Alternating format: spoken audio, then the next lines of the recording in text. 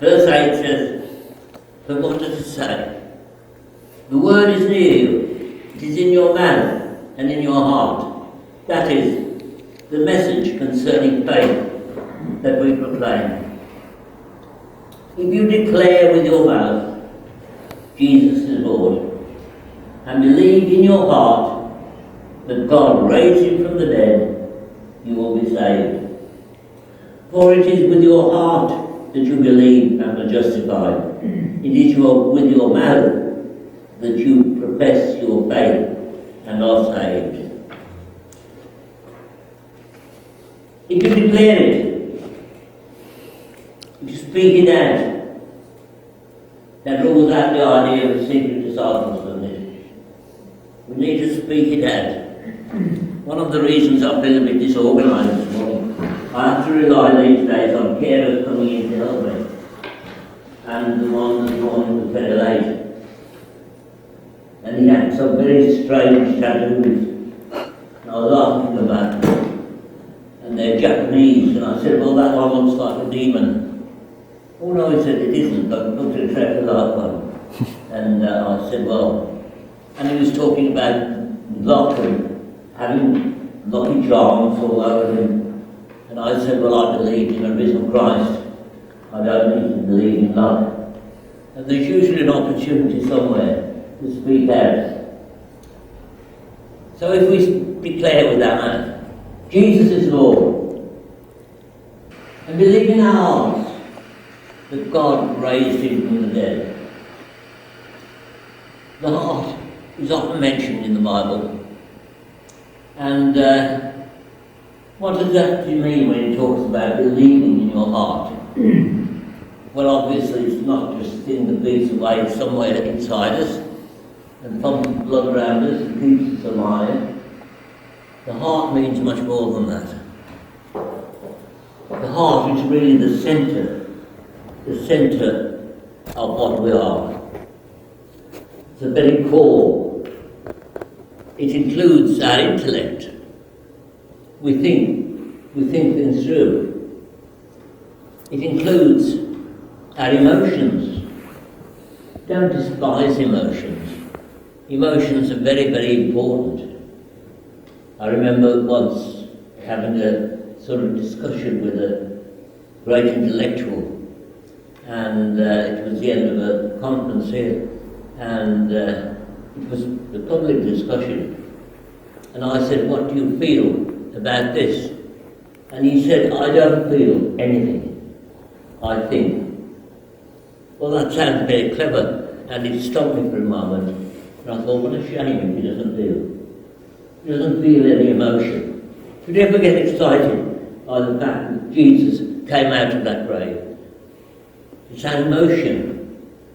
So it includes the whole of us. We believe with our heart that God has raised him from the dead. But that's all very well.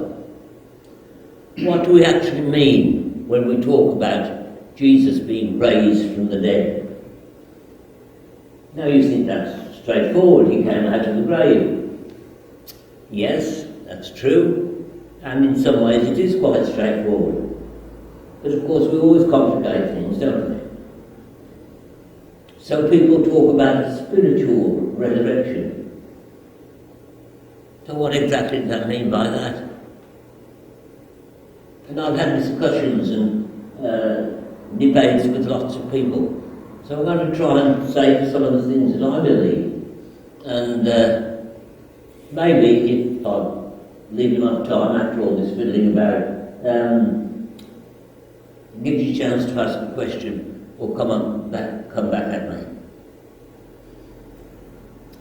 The disciples were in a room, an upper room.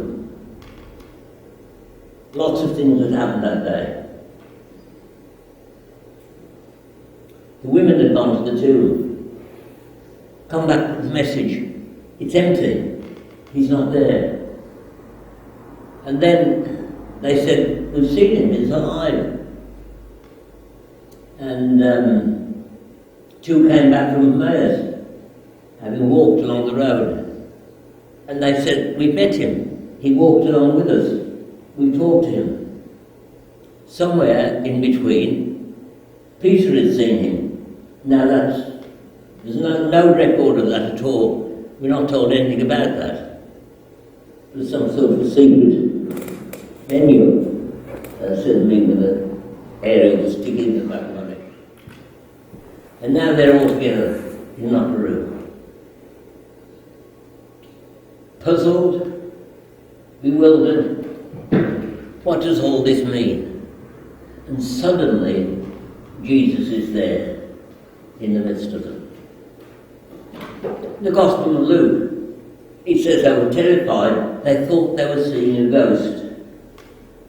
Now it would have been very easy for Jesus to say, no, I'm not a ghost, I don't believe in ghosts, do you? Do you believe in ghosts? But they were in a different age and a different culture to us. And they probably did have some sort of belief in ghosts. How is Jesus going to convince them? He showed them his hands. Showed them his hands. Showed them the print and the wounds and the nails in his hands. Now in the Gospel of Luke it says he showed them his feet. That's the only reference which tells us that Jesus' feet were nailed to the cross. Very often in crucifixion they didn't nail the feet, but they did Jesus.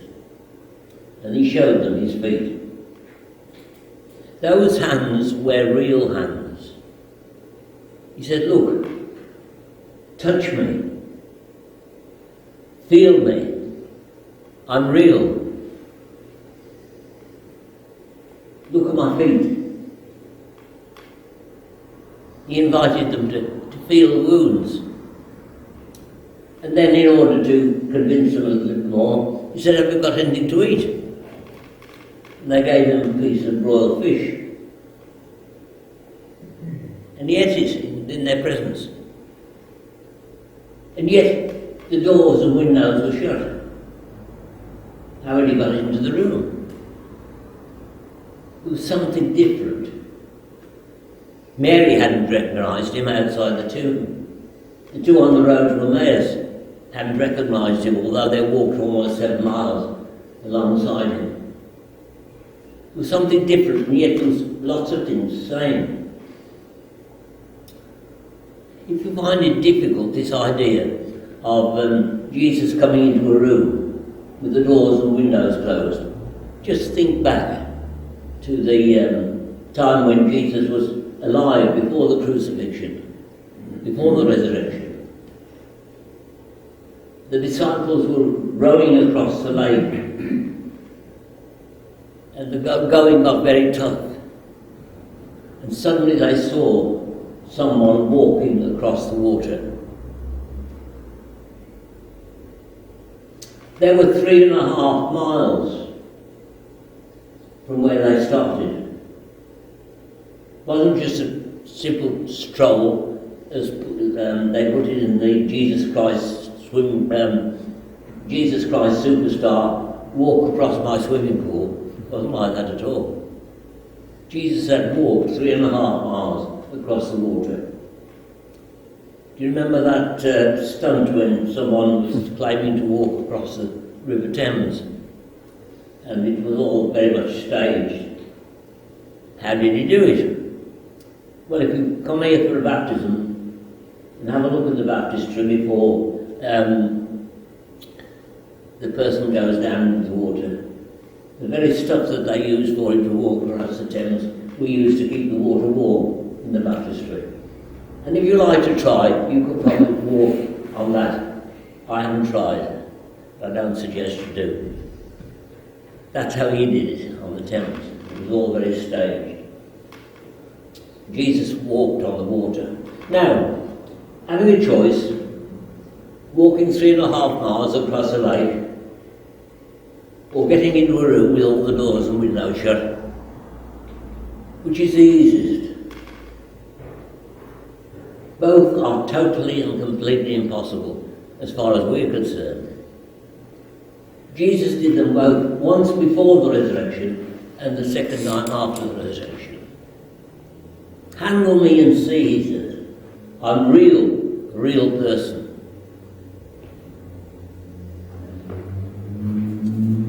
The Gospel of John recounts the same incident. And in the Gospel of John, Jesus said, look, the wound in my side. Put your hand into the wound in my side. And be not faithless, but believe. Now I believe in a physical resurrection. I believe that the body of Jesus, the actual body of Jesus, nailed to a cross, was taken down from that cross. His hand was horribly wounded because of the nails. His feet horribly wounded because of the nails. And the spear thrust in his side. But his body was real material, a real material body. And that body was placed into the tomb, and that same body came out of the tomb. Now that's what I believe. I accept and I acknowledge that not everybody sees it in the same way. But that is my belief. And I think it is very, very important. Jesus appeared, and then he wasn't there. What was he doing? I believe he was preparing the disciples for the time when they wouldn't be able to see him at all. Now the time between the one, it will be what we call Sunday evening, and the following Sunday evening. As far as we know, no one saw him at all. And Thomas was still left in that state of doubt and unbelief. Unless I can see these things for myself, unless I can put my finger into the print of the nails, unless I can put my hand into his side. And you know what Thomas said? He didn't say, I cannot believe. He said, I will not believe. It was a decision that he was not going to believe until he could see. But when he did see, he didn't need to put his finger into the print of the nails. He didn't need to put his hand into the side. He just fell at his feet and said, my Lord and my God.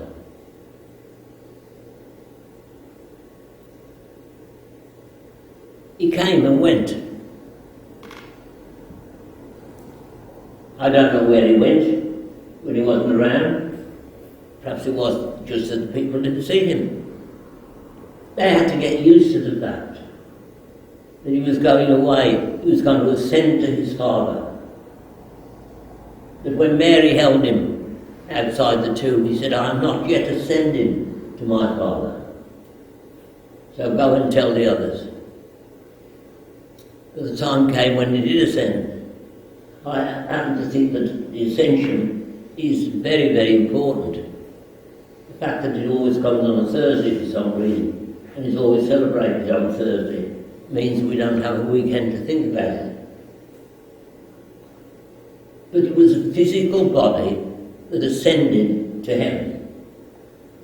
The old Puritans used to have a saying that there is a man in the glory.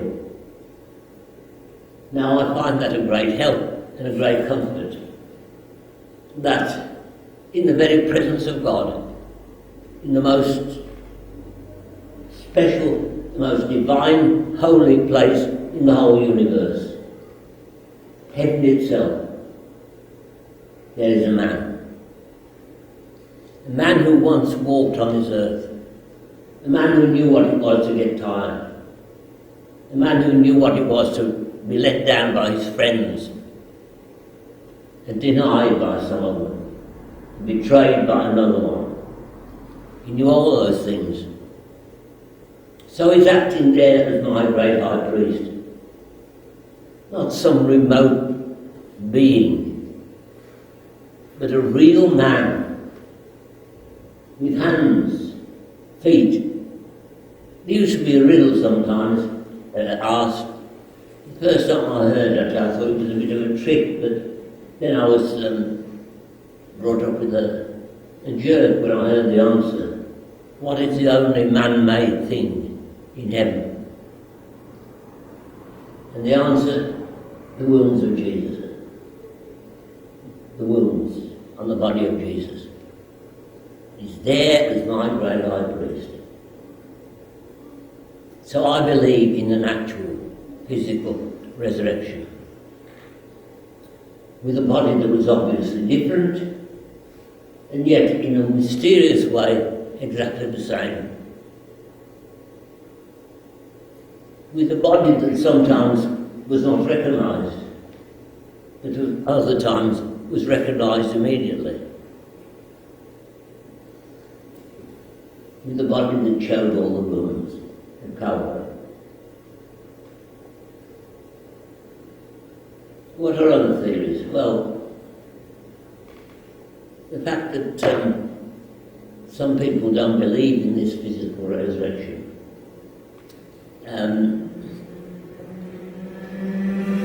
They believe somehow that there was a spirit that was raised.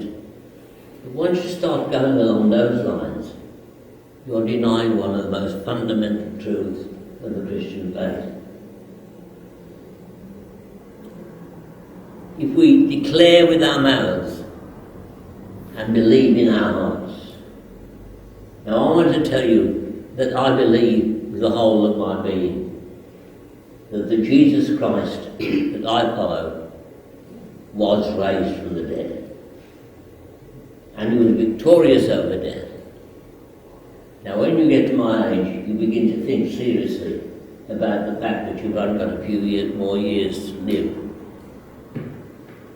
The local priest, I met him in Arizona some time ago, and he asked me if I'd had my telegram from the Queen yet. Well, she doesn't send telegrams, she sends cards. But you know, in a strange way, I'm looking forward to it, and I'm looking forward to seeing the man who was crucified for me. The man who so loved me that he laid down his life for me. And I shall see him a real person, my great high priest. And this is what the resurrection of Jesus really means to me. Now, some of the things I've said, especially about the physical resurrection, as I said, not everybody believes. And I have every respect for people who see things in a different way. And I'd like to leave just a few minutes. I've managed to leave a few minutes today.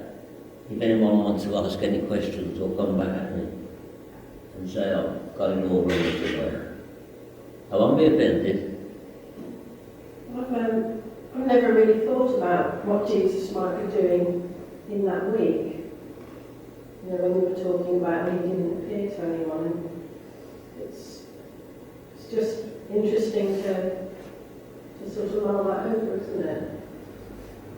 I think when Jesus died on the cross on the sea, by his side, said, Lord, remember me when you come into your kingdom.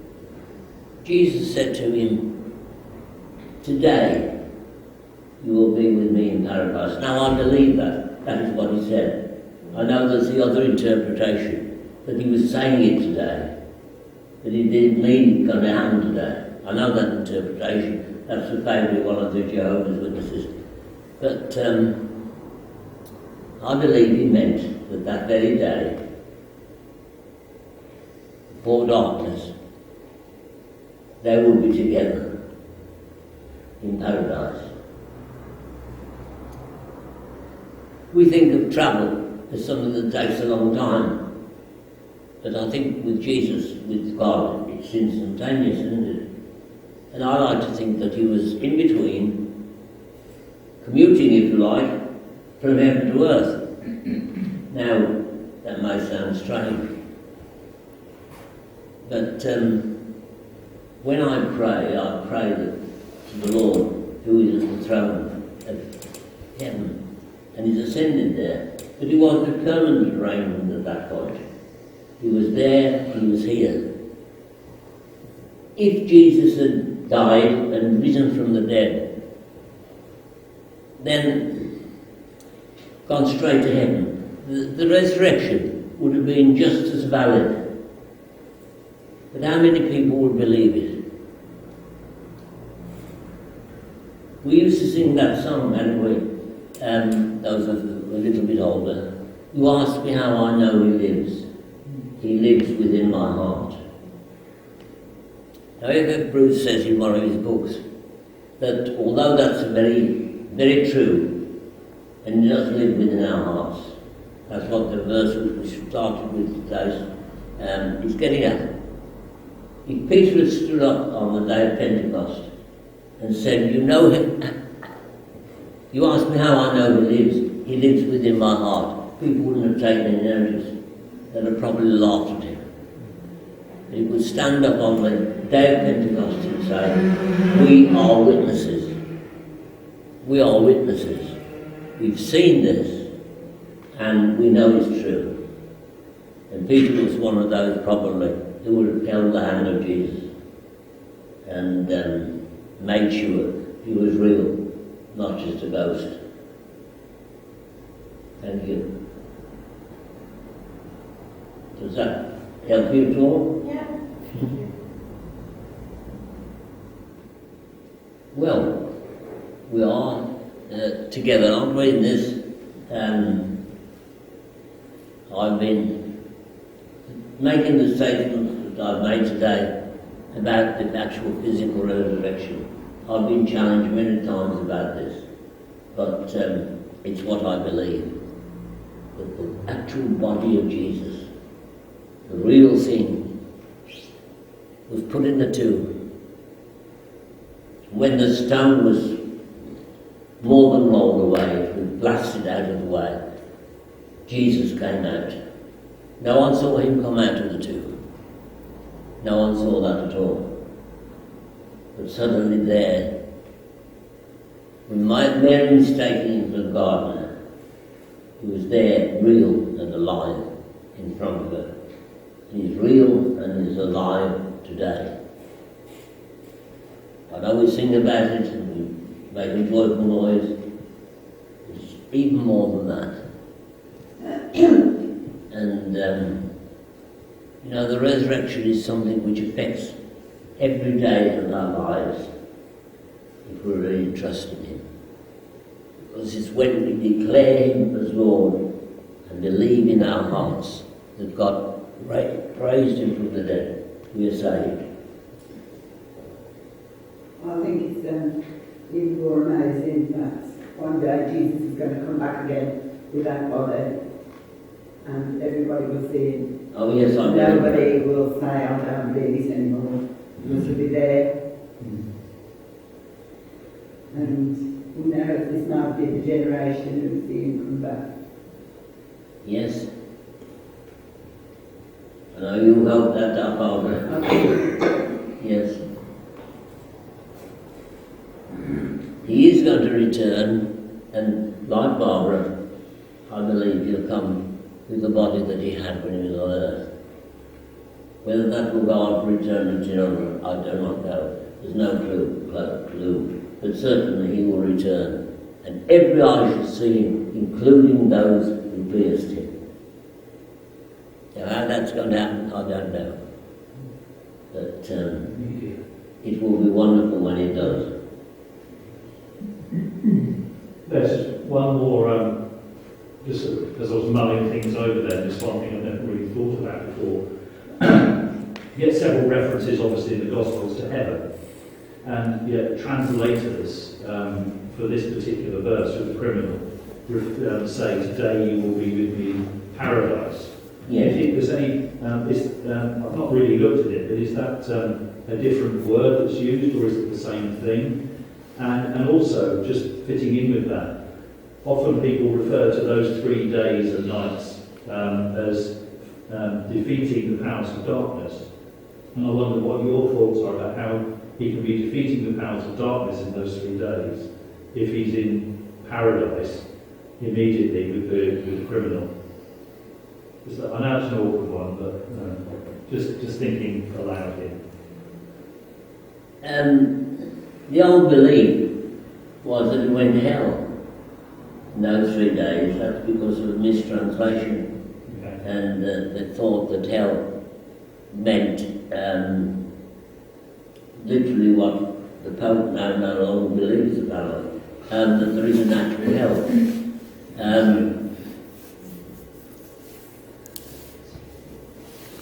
It means that he went into the realms of the dead, basically. And there is a verse which talks in Ephesians which talks about the ascension as when he led captivity captive, the captivity of death. He led that into freedom. And of course there are the mysterious sightings of people who had been raised from the dead as Jesus was raised. And it says that they came out of the graves and people in Jerusalem saw them, some of the old patriarchs. Now, were those just visions or were those real? I think it was just a glimpse of something really wonderful that's going to happen in the future. And Jesus does return, and the dead in Christ will rise. I heard a man who had been challenged that there wouldn't be enough oxygen for everyone. And he said, well, the dead in Christ will rise first, so I'll get my share. All sorts of things. We think in too small a way, don't we? Our God can do things even greater, far greater than ever we can imagine. Now, I have often said when I'm taking funerals that I've stopped imagining what heaven will be like. Because whatever I imagine, it will be 10 times better, if not more.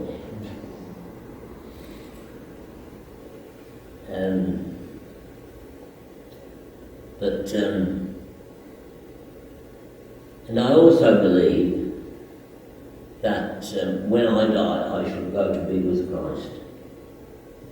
There's going to be a reunion, and he's going to return, but I shall still be with him in some way after I die. And the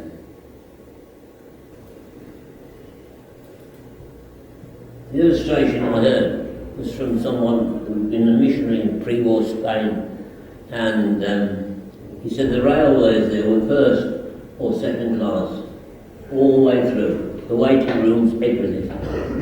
And some people, when we were waiting for a train, waiting with a great luxury in the first class, and others shivering on the platform. And those who died in Christ are waiting in the first class. Thank you. Thank you, Leslie.